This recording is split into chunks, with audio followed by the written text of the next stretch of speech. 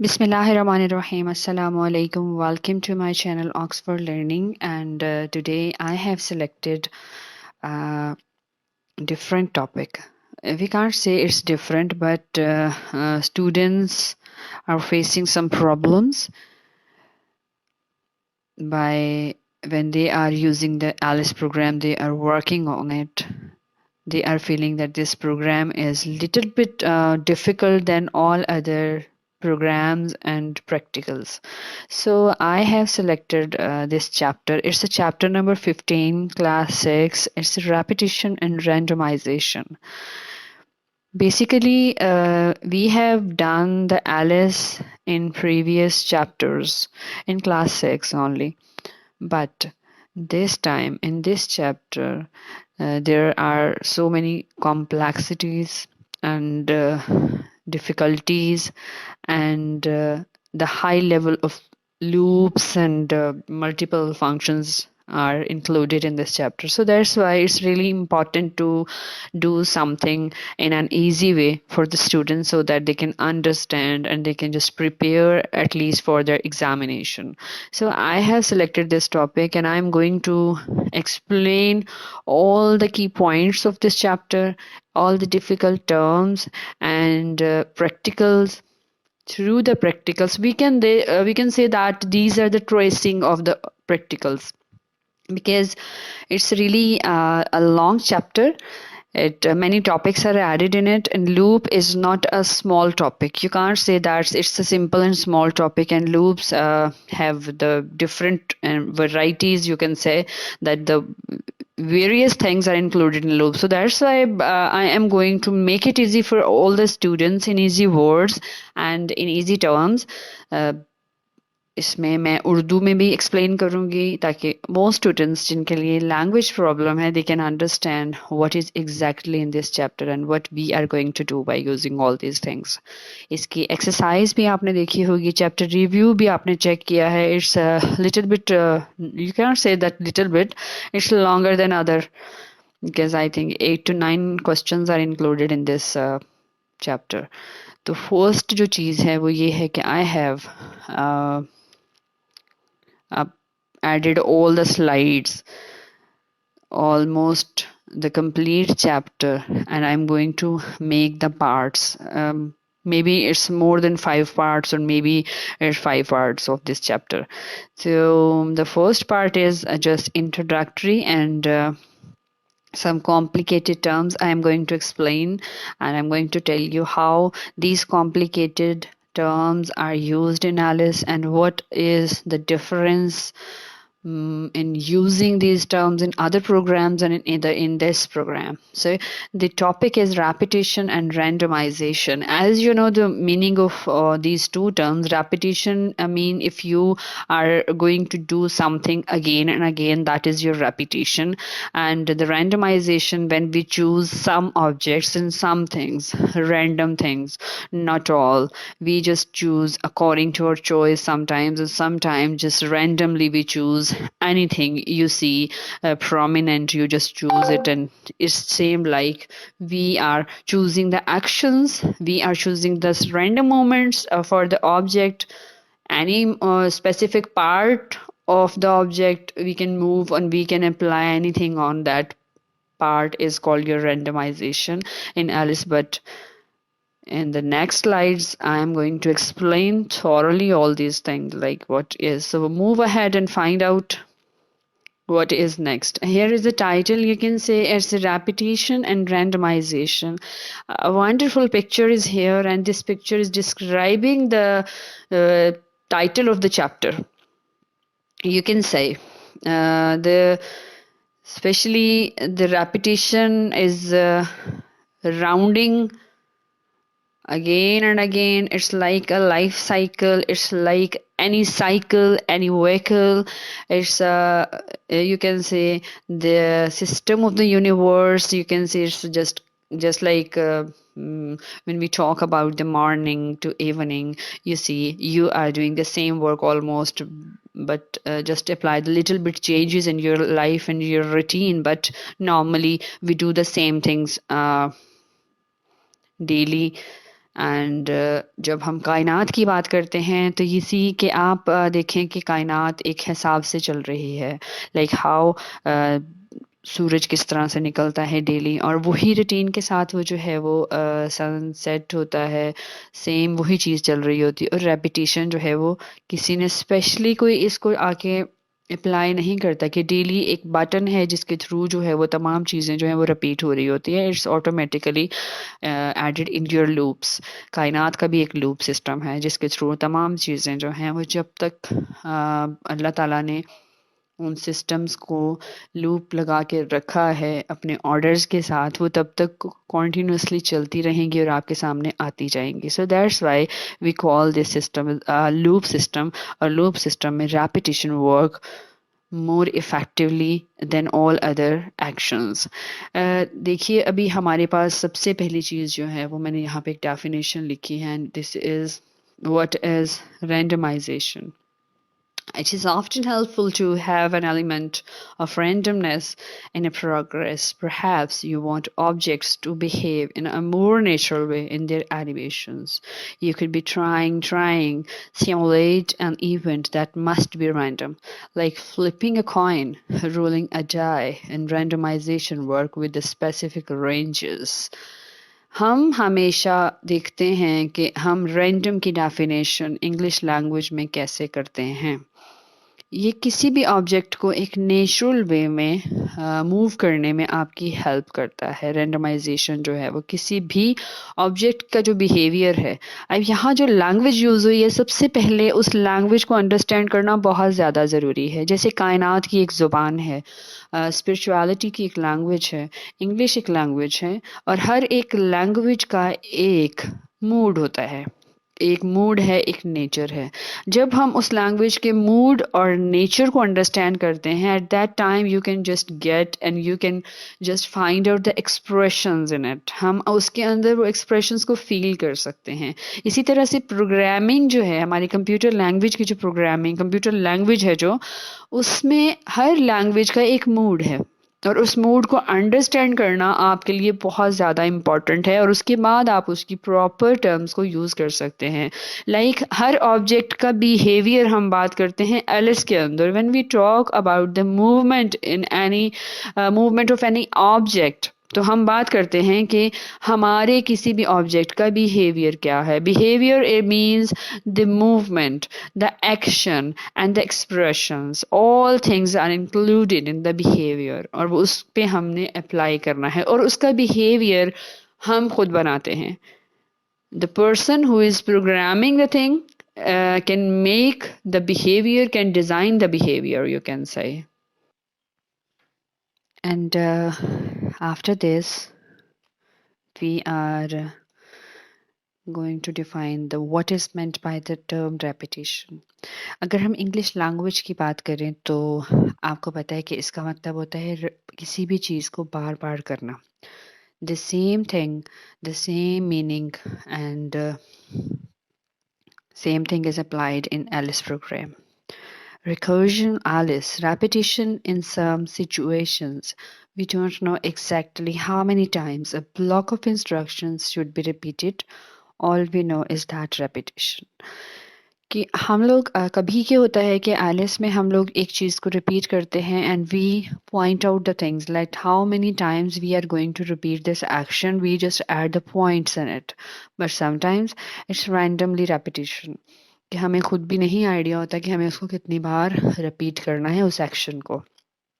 जब भी आप कोई एनिमेटेड सॉफ्टवेयर पे काम करते हैं तो रेपिटेशन जो है वो सबसे इम्पॉर्टेंट रोल परफॉर्म करता है इसके अंदर, क्योंकि रेपिटेशन के बगैर आपका कोई भी एनिमेशन जो है वो वर्क नहीं कर सकता। So that's why the repetition term is the most important in powerful term to make a successful animated video. So इसका मतलब तो सेम यही चीज़ है। रिकर्जन जो होती है वो मतलब होता है कि अगेन एंड अगेन, किसी भी चीज़ को बार बार करना, और सेम जो पॉलिसी है वो इस पे भी अप्लाई होती है आपके एलिस प्रोग्राम में, कि एक इंस्ट्रक्शन को हम बार बार किस तरह से रिपीट कर सकते हैं। लाइक अगर हमने एक हमारा पहला प्रैक्टिकल है that is about the fish, कोई भी फिश और उसके जितने भी पार्ट्स हैं उनको हमने मूवमेंट देनी है, तो उन मूवमेंट्स के लिए we need to apply some codings, and उन कोडिंग के साथ हम क्या करते हैं, हम उस एक्शन को, लाइक फिश तो एक बार मूव करके स्टॉप नहीं करेगी, it the fish swims again and again and moves the many body parts again and again, और उस सूरत में we need to apply the repetition, हमें repetition को apply करने की ज़रूरत वहाँ पर पेश आती है. So that's why repetition की term जो है वो हमारी किसी भी programming में, not only Alice, not only this animated software, बाकी तमाम एनिमेशन के साथ साथ आप किसी प्रोग्रामिंग लैंग्वेज की बात करें, अगर आप पाइथन की बात करें या आप किसी भी प्रोग्राम सी, जावा, किसी भी स्क्रिप्ट की बात करते हैं, तो हम उसमें रेपिटेशन के टर्म को बहुत ज़्यादा यूज़ करते हैं, यूटिलाइज होती है ये. और तो ये दो चीज़ें हैं हमारे पास. दोबारा से मैं इनको बता देती हूँ आपको. रेंडमाइजेशन जो हमारे पास होगी, we choose specific things, some things, anything, कोई भी मूवमेंट किसी भी चीज़ पे, किसी भी ऑब्जेक्ट को कहीं से भी उठाकर करना, स्पेसिफिक होता है ये. और रेपिटेशन जो होती है, किसी एक एक्शन को हम जब बार बार जो है वो चलाते हैं, बार बार उसको मूव करते हैं, बार बार उसको अप्लाई करते हैं, तो that act and that behavior is called your repetition, and we mostly use this behavior in our animated programs to run, to make, to move ahead, to execute a program. तो हम आगे चलते हैं. यहाँ पे हम एक छोटा सा चैप्टर का रिव्यू लेते हैं कि इस चैप्टर के अंदर है क्या, बेसिकली क्या ये चैप्टर जो है.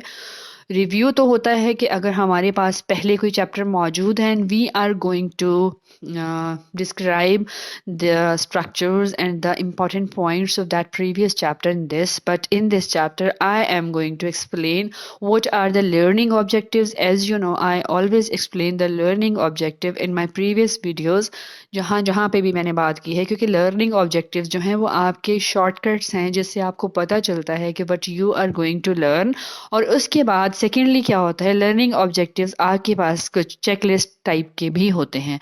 लाइक चेकलिस्ट ये चीज़ है कि आप अपने आप को after doing this chapter you can check yourself कि आप इन तमाम चीज़ों को कर सकते हैं या नहीं कर सकते, और विच थिंग्स आर वीक, आपके कौन से कॉन्सेप्ट्स जो हैं वो वीक चल रहे हैं और उन कॉन्सेप्ट्स को आपको रिपीट करने की ज़रूरत है. तो ये ऑब्जेक्टिव जो लर्निंग ऑब्जेक्टिव्स हैं ये very helpful. You can make your own learning objectives. वो मैं एक वीडियो अपलोड करूँगी जिसमें आप अपने पूरे दिन के लर्निंग ऑब्जेक्टिव्स जो है ना, एंड सिंपली ऑब्जेक्टिव्स, आप उनको बना के बहुत ही अच्छे तरीके से अपने डे को एंड अपनी स्टडी को एंड अपनी असाइनमेंट्स को मैनेज कर सकते हैं. This is most important thing. So let's move ahead and find out. In this chapter we will introduce other control structure in Alice. इसका मतलब ये है कि हमने पहले जो एलिस किया था दैट वाज सिंपल एलिस, और इसमें उसमें भी हमने कुछ कंट्रोल स्ट्रक्चर्स पे बात की थी और हमने सॉल्व भी किया था, जो कि मेरी वीडियोस भी मौजूद हैं ट्यूटोरियल्स में. These control structures include repetition control structure such as count and while statement. ये काउंट एंड वाइल स्टेटमेंट, ये दो स्टेटमेंट्स हैं हमारे पास. वाइल के अलावा भी हमारे पास बहुत सारी स्टेटमेंट्स हैं, बट इसके अंदर जो यूज़ हुई है ज़्यादा वो वाइल स्टेटमेंट यूज़ हुई है.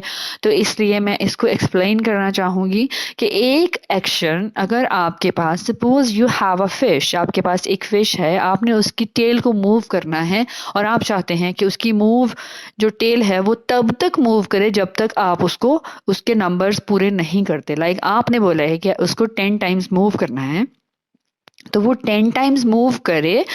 और वाइल हम इसलिए लगाते हैं कि जब तक हमने उसको ये काउंटिंग दी हुई है, लाइक 10 टाइम्स दी हुई है, तो जब तक 10 टाइम कंप्लीट नहीं हो जाता उस वक्त तक जो है वो मूव करती रहे, और उसके बाद वो क्या करे, या तो स्टॉप हो जाएगी या फिर किसी और एक्शन पे वर्क करेगी अगर हमने वाइल के अलावा कोई और स्टेटमेंट को अप्लाई किया होगा वहां पे. And the random motion of object in a virtual environment, आपका एनवायरनमेंट आपकी वो स्क्रीन जिसके ऊपर वो काम कर रहे हैं, तो वो रैंडम मोशन में आती है. The repetition control structure allow us to repeat a set of instructions. Set of instructions का मतलब ये होता है कि एक से ज़्यादा इंस्ट्रक्शंस के ऊपर वर्क करना. एंड और method in a program, It determines the number of times and iterations the instruction need to be repeated. वो आपकी जो instructions हैं और आपके कि आपने उस instructions को कितनी बार move करना है और इसके अलावा कहाँ तक उसको repeat करना है, ये तमाम चीज़ों को explain किया जाता है इसके अंदर. It also defines when or until when the repetition is supposed to occur. इसके अलावा आपको ये बताया जाता है कि जब तक ये तमाम एक्शंस कंप्लीट नहीं हो जाते तब तक एक स्पेसिफिक एक्शन को रिपीट किया जाए. राइट जैसे कि मैं आपको एक एग्जांपल देती हूँ कि आपकी एक क्लास आप 7th में हो, जब तक आप उसके तमाम सब्जेक्ट्स को अच्छी तरह से आपको नहीं पता चल जाएगा, उसके कॉन्सेप्ट्स क्लियर नहीं हो जाएंगे, तब तक आप क्लास 7th में ही रहेंगे. ये एक लूप बन गया है हमारे पास. इसको वाइल स्टेटमेंट बोलते हैं कि जब तक आप क्लास 7 में बिल्कुल अच्छे नहीं हो जाते तमाम सब्जेक्ट्स में, तब तक आप क्लास 7 के ही स्टूडेंट रहेंगे. उसके बाद आपको लगता है आपके एग्ज़ाम्स लिए जाने चाहेंगे, आपके एग्ज़ाम्स लिए जाते हैं और एग्ज़ाम्स के बाद अगर टीचर को लगता है कि आपके एग्ज़ाम बहुत अच्छे हुए हैं and you are doing well work and आपके किसी भी सब्जेक्ट में कोई भी लैक नहीं है, कुछ भी कमी नहीं है, तो देन यू कैन मूव. आप इस काबिल हैं कि आप 8th क्लास में चले जाएं. लेकिन अगर आप 2 और 3 सब्जेक्ट्स में अच्छे नहीं हैं तो क्या होता है कि आपको उसी क्लास में स्टॉप कर लिया जाए. तो ये एक कंडीशन बन जाती है. सेम यही कंडीशन जो है वो हमारे एलिस में भी अप्लाई होती है कि जब तक आपके 10 मूवमेंट्स अप्लाई नहीं हो जाती तब तक यू आर स्टेइंग, तब तक वो फंक्शन मूव करता रहे, रन करता रहे और आपकी रिक्वायरमेंट को वो फुलफिल करे. So let's now start the learning objectives. अब इसके बाद आप करेंगे क्या? Like if you are completing this chapter with practicals, with clearing all the concepts, then what things you will be able to discuss in future? By the end of this chapter, you will be able to define repetition control structure in ALICE. ALICE में जो repetition का control structure है उसको understand कर सकेंगे, आप define कर सकेंगे. Define loop and state their uses and advantages.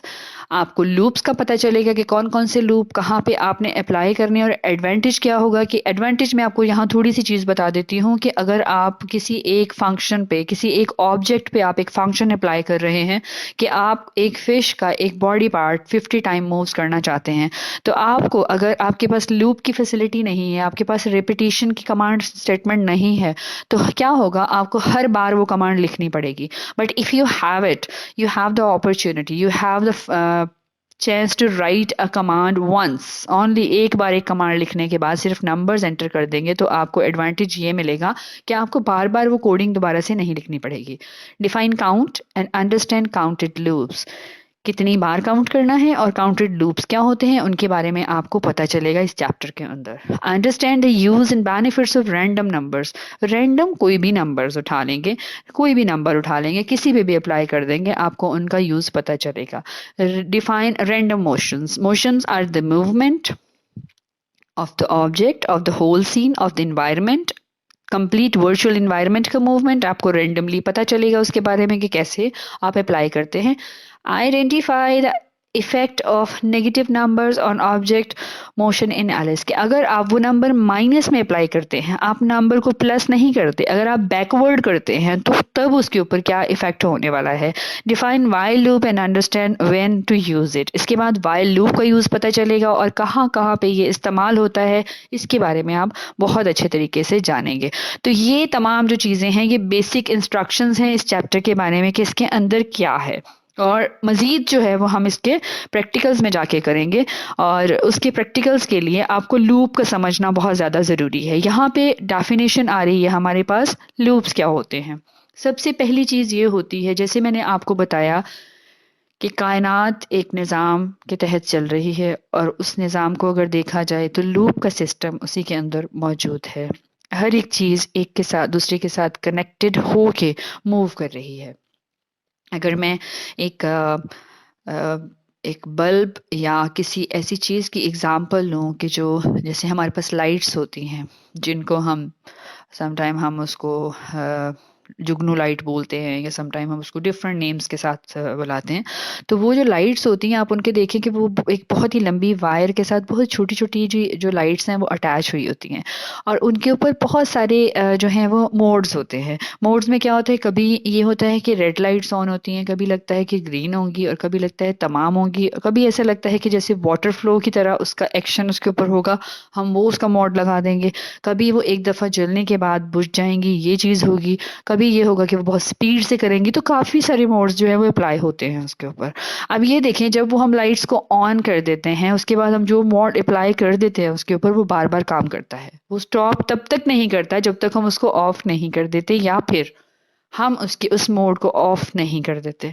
तो वो एक लूप की फॉर्म में काम कर रहा है। सेम इसी तरह से मैंने आपको पहले भी बताया था कि हाँ, आपका यूनिवर्सल सिस्टम एंड योर आपकी दुनिया का सिस्टम, सेम यही चीज़ आ रही है। हमारी सांस, हमारे अंदर, हमारे जिस्म के अंदर वो तमाम चीज़ें जो ऑटो पे लग चुकी हैं, वो लग रही हैं, तब तक लगी हैं। वाइल लूप हम यहाँ पे अप्लाई कर सकते हैं जब तक हम जिंदा हैं, जब तक हमारी ज़िंदगी को लिख दिया गया है। So that's why loop concept जो है, like many other aspect of programming, a good way to understand looping is by considering a real world example. जैसे मैंने आपको अभी दी, विदाउट रीडिंग दिस, मैंने आपको एग्जाम्पल्स दी हैं आपकी रियल वर्ल्ड के साथ। मतलब आपकी ज़िंदगी में से बहुत सारी एग्जाम्पल्स लूप की मिलेंगे। In our daily life we often do some things over and over again. बहुत सारी चीज़ें यहाँ पे इन्होंने लिखा हुआ है कि समथिंग, बट मैं कहूँगी almost everything we do really. If we are students, if we are teachers, and if we are working somewhere, we are doing the same thing daily, but we are doing the same thing to create something different. सबसे पहले, for example, we wake up every day in the morning, brush our teeth, change our clothes, go to school, come back from the school and go to sleep. Next day wake up again and repeat the cycle. वही तमाम चीज़ें दोबारा से चल रही होती हैं. We tag our friends on the photos we upload. To do this, we iterate over a collection of photos and do something on each one of them. बहुत सारे फोटोज़ जो होते हैं वो हम अपने फ्रेंड्स को टैग करते हैं, अपलोड करते हैं, और इस करने के लिए ये है कि आपके पास कलेक्शन बहुत ज़्यादा होती है, और आपकी कलेक्शन जो है वो तमाम दोस्तों के पास भी होती है डेफिनेटली। एंड फिर क्या होता है, वो पिक्चर्स आपके पास बहुत अरसा तक पड़ी रहती हैं, और नॉर्मली फिर आपकी एक हैबिट भी बन जाती है कि अगर आपके पास बहुत सारी फ़ोटोज़ हैं, अच्छी हैं, तो you always tag your friends, कि आप अपने फ्रेंड को टैग कर देते हैं। वो जब भी वो खोलेंगे, they can see your book. When we walk we keep taking steps forward until we reach our destination. हम अपनी घर से निकलते हुए अपनी डेस्टिनेशन पे जाने के लिए स्टेप उठाते हैं, और तब तक उठाते हैं जब तक हम अपनी मंजिल पे पहुंच नहीं जाते। This is also called a loop, और ऑटो पे चलता है ये लूप। हमारा माइंड, हमारा ब्रेन इस पे वर्क करता है, और हमारा ब्रेन हमें इंस्ट्रक्शंस देता है, और हमारी लेग्स जो है वो इस पे काम करती हैं, और उनको पता है कि तब तक काम करना है जब तक आप अपनी डेस्टिनेशन पर पहुंच नहीं जाते। तो ये भी एक एग्जाम्पल आ गई। When Muslims perform Hajj, they go around the sacred house called Kaaba 7 times. They repeat this 3 times in a 3 tawaf. खाना काबा की मिसाल ले लें, जब वो तवाफ़ करते हैं तो हर तवाफ़ जो है वो आपको पता है कि तवाफ़ के बारे में भी मैं आपको इंशाल्लाह बताऊंगी जब भी मुझे कोई चांस मिला कि क्या है। अभी फ़िलहाल यहाँ पे हम लूप की बात कर रहे हैं, तो वो भी एक चीज़ है जो रेपिटेशन में आ रही है।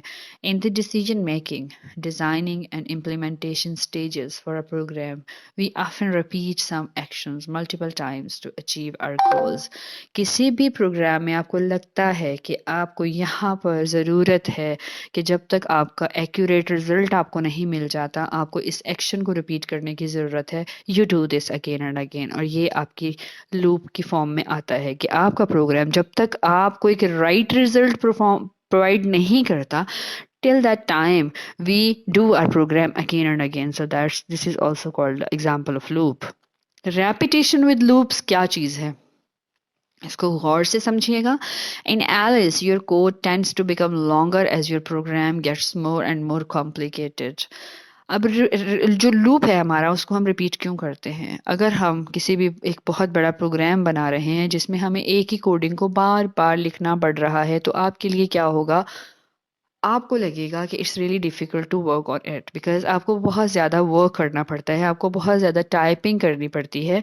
तो वो चीज़ें, वही चीज़ें बार-बार अगर कॉपी पेस्ट भी करते हैं तो वो बहुत ही लेंथ में चली जाती हैं। एक एक्शन है, उसी को अगर आप रिपीट करते हैं कि बार-बार उसके बारे में तमाम कोडिंग जो आपने पहले लिखी है, उसको आप दोबारा लिखेंगे, तो क्या होगा, वो एक डिफ़िकल्ट चीज़ बन जाएगी। A reason for this is that some animation instructions and or method need to repeat several times to repeat actions.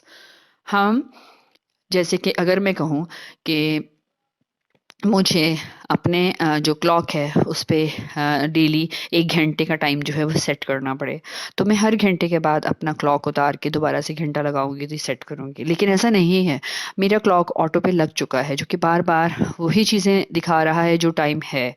हमारा क्लॉक शुरू हो रहा है 6 बजे से, शुरू हो रहा है अगर, तो 6 बजे तक ये नहीं होता कि वहाँ पे स्टॉप करके आपको नेक्स्ट उसको सेटिंग करनी पड़े। No, it's not. आप क्या कर, वो ऑटोमेटिकली आपका क्लॉक चल रहा है, तो रेपिटेशन हो रही है। तो रेपिटेशन ये लूप की हो रही है, अगेन एंड अगेन उस पर एक प्रोग्रामिंग सेट है, वो बार बार चलता जा रहा है जब तक कि उसका सेल वीक नहीं हो जाता। वो आपको एक्यूरेट टाइम प्रोवाइड करता जा रहा है, exact time. Like in previous example, you might have needed to call a method more than once. एक से ज़्यादा दफ़ा किसी एक्शन पे काम करने को रेपिटेशन बोलते हैं। आपको जैसे पता है, फॉर एग्जांपल हमने पीछे एक एग्जांपल दी थी कि आपकी लेग्स तब तक मूव करती हैं जब तक कि आप जहाँ पर पहुँचना चाहते हैं वहाँ नहीं पहुँच जाते। Perhaps your approach was to implement these instructions and then to copy these instructions multiple times. हम हर बार अपनी लेग्स को इंस्ट्रक्शंस नहीं देते कि आप एक कदम उठाएं, फिर हम दूसरा कदम उठाएं, फिर हम तीसरा कदम उठाएं। नहीं, वो ऑटो पे ऑटोमेटिकली डेस्टिनेशन तक वो खुद ब खुद चलती जाती हैं। How you might have realise that this is a tedious and time consuming way. एक ऐसा आपको लगता है कि एक दफ़ा अगर आप चीज़ करना चाहते हैं तो वो बहुत ही डिफ़िकल्ट सी है आपके लिए, एक बोरिंग है, और दूसरा ये है कि आप उस पे टाइम लगा रहे हैं। जबकि एक चीज़ को अगर हम सिर्फ एक पॉइंट में या एक ही जगह पे बयान कर दें कि ये इतनी बार हो, तो वो होना शुरू हो जाता है और आपको बार बार एक चीज़ करने की ज़रूरत पेश नहीं आती। To make this process simple, अभी ये तमाम प्रोसेस कि if you are going to do it hideous and time consuming way, तो आपके साथ क्या होता है कि आप बार बार उस चीज़ को लिखते हैं and you just type the things and you just do the things. This is the way कि आप उसको बार बार लिखें। लेकिन आपके टाइम को बचाने के लिए हम क्या करते हैं, we use the repetition statement called count in Alice. हम इसको कहते हैं काउंट इन एलिस, के एलिस में बता दे कि फिश ने मूव करना है, उसमें काउंट कितने कर ले, उसकी टेल को कितनी बार काउंट करना है, उसने फेंस को कितनी बार मूव करना है, उसने जो है फॉरवर्ड मूवमेंट कितनी बार लेनी है। आप उसको सिर्फ नंबर्स देंगे और आपको बार बार लिखने की जरूरत नहीं पड़ेगी। This statement is a simple and easy way to repeat set of instructions for the certain number of times. ये स्टेटमेंट अगर आप करते हैं तो आपके लिए बहुत ज़्यादा आसानी हो जाती है कि आपकी इंस्ट्रक्शंस, एक से ज़्यादा इंस्ट्रक्शंस जो हैं वो बार बार उन नंबर्स को फॉलो करते हुए जितनी बार आप चाहते हैं वो ऑटो पे लग के उसको मूव करता है और उसके बाद वो उसको स्टॉप कर देता है, और जहाँ पे आप चाहते हैं वो उसको वहीं पे स्टॉप कर देता है। अब थोड़ा सा मैं डिफाइन करती हूँ काउंट स्टेटमेंट को, जहां हमने काउंट का वर्ड यूज किया है एलिस के अंदर। It's so simple. Generally we use the count word to calculate the things, और सेम जो पर्पस है इसका वो एलिस में भी यही है। A control structure to repeat the execution of method and instruction multiple times, more than one time. कितनी बार, ये हम डिफाइन करते हैं कि कितनी बार एक इंस्ट्रक्शंस को है रिपीट करना है, एग्जीक्यूट करना है। This is called your control account statement. So this is all about the today's lecture, और उसके बाद मैं आपको मज़ीद बताना चाहूँगी आगे कि आगे क्या है, तो मैं I am going to tell you in my next lecture इंशाल्लाह ताला। और तब तक के लिए जो है वो अल्लाह हाफिज़।